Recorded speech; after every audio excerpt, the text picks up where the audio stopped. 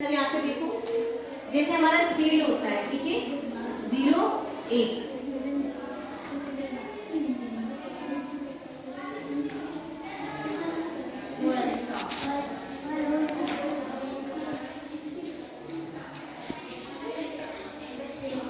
देखो, ये 1 है, ठीक है।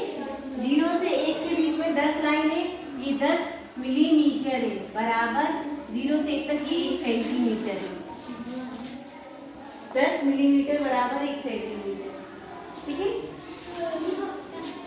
हमें अगर 1 मिलीमीटर बताना है, 1 मिलीमीटर कितना होता है, 1 मिलीमीटर, ये तो 10 है, बराबर 1 सेंटीमीटर, लेकिन सिर्फ हमें ये 1 बताना है, तो इसके लिए हम क्या करेंगे, इस 10 को हम इधर ले जाएंगे बराबर की दूसरी तरफ, तो ये हो जाएगा 1/10 सेंटीमीटर। 1 मिलीमीटर बराबर 1/10 सेंटीमीटर। और अगर हमने बोल दिया 5 मिलीमीटर को बताओ सेंटीमीटर में, 5 मिलीमीटर को हमें बताना है सेंटीमीटर में, किसमें, सेंटीमीटर में। तो कोई बताएगा क्या होगा, कोई बताएगा? शाबाश, 5/10 सेंटीमीटर। 5 मिलीमीटर को हम बताएंगे 5/10 सेंटीमीटर। अगर उनने बोल दिया 7 बताओ, तो 7 मिलीमीटर बराबर कितना होगा, 7/10 सेंटीमीटर। अगर उन्होंने बोल दिया 4 बराबर, तो कितना होगा, बोलो, 4/10 सेंटीमीटर। 4 मिलीमीटर को अगर हमें सेंटीमीटर में बताना है, तो हम बोलेंगे 4/10 सेंटीमीटर।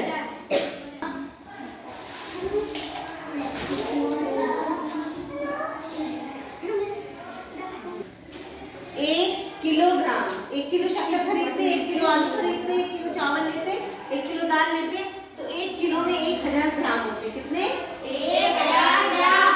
अगर आपसे बोल दिया 1 ग्राम बताओ कितना होता है, 1 ग्राम बताना हमें, 1 ग्राम को किलोग्राम में बताना है, 1 ग्राम को किलोग्राम, तो इस पूरा का पूरा जो 1000 है बराबर की दूसरी तरफ जाएगा, तो ये हो जाएगा 1/1000 किलोग्राम। 1 ग्राम को बोलेंगे 1000 किलोग्राम, 1/1000 किलोग्राम। इसको और ऐसे बताते हैं, देखो 3 जीरो है तो 0.001। अगर 3 जीरो है तो ये जो 1 है वो शतांश वाले स्थान पे आएगा, किस पे, शतांश। 1 ग्राम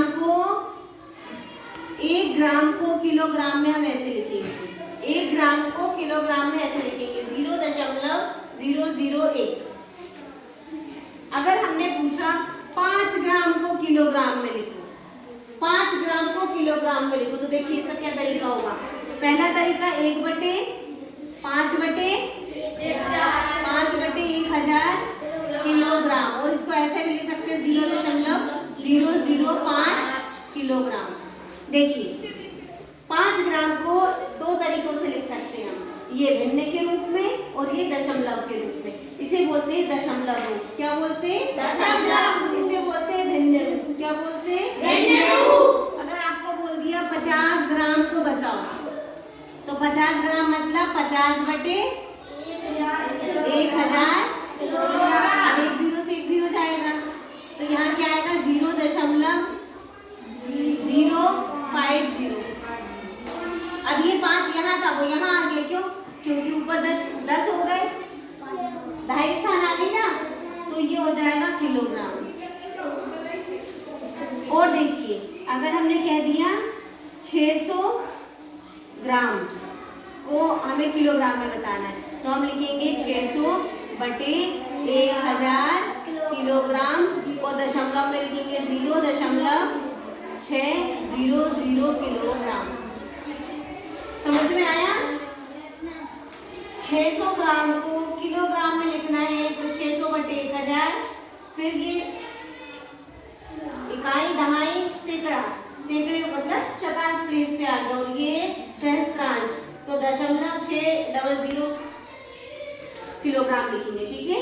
600 ग्राम को हम क्या लिखेंगे, 0.600 किलोग्राम, ठीक है। चलिए अब हम पढ़ेंगे परिवर्तन बटे 100 रुपए, है ना, और दशमलव में लिखेंगे 0.01, ठीक है। अब आपसे बोला 25 पैसे 25 पैसे को तो क्या करेंगे, 25/100 मतलब 0.25 रुपए। ठीक है, 0.25 रुपए। अगर बोल दिया 50 पैसे को रुपए में बताओ, 50 पैसे को हमें किसमें बताना है, तो 50/100। तो इसे दशमलव में कैसे लिखेंगे, 0.50 है।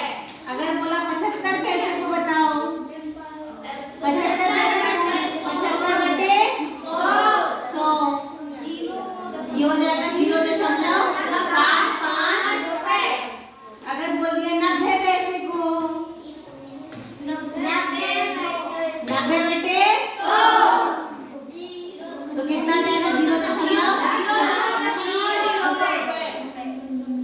मतलब छोटी इकाई को जब बड़ी इकाई में हमें दिखाना हो, ये छोटा है, पैसा छोटा होता है, रुपए बड़ा होता है ना, तो जब भी छोटी इकाई को बड़ी इकाई में हमें दिखाना हो तो दशमलव लग जाता है, वो इस तरह से छोटा हो जाएगा। और छोटा होके ये दोनों 90 पैसा और ये 0.90 रुपए 90 पैसा इस तरह से रुपए में कहलाएगा। ठीक है, तो ये हो जाएगा रुपए पैसे परिवर्तन।